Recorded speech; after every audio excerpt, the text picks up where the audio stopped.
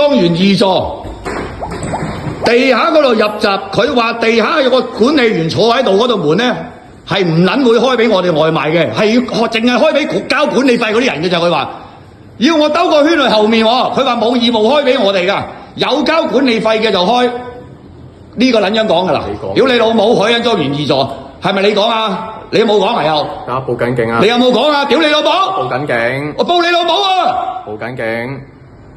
嚇！淨係屌你老母下邊有個管理員開門，屌你老母要交管理費先開門。得啦，你唔使講。你咁撚臭串我，屌你老母啊！而家海欣莊園2座呢個撚樣講啊嗱，冇交管理費嗰啲冇義務開俾你喎，佢話要我兜個圈去後面喎。屌你老母！你恰外賣啊？依家有呢個糾紛。有你老母咩？一早你報定警嘛，我而家喺度等你啊！係啊！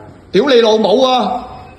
石角咁撚招積，屌你老母有交管理費先開，唔撚係啊嘛？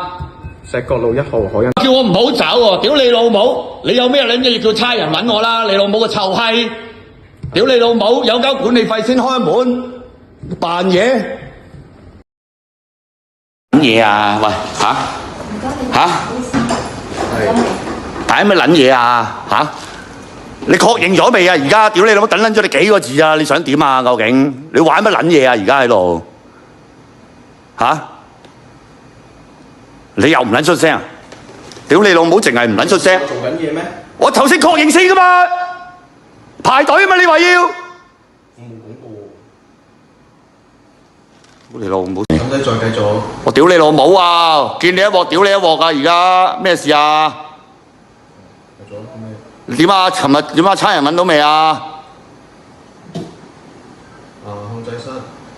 尋日嗰個外賣喺繼。呢條柒頭啊！屌你老母！影我啦！影緊你啊！影緊你啦！咪影咯！屌你老母啊！而家屌咯！你老母臭閪！咪屌咯！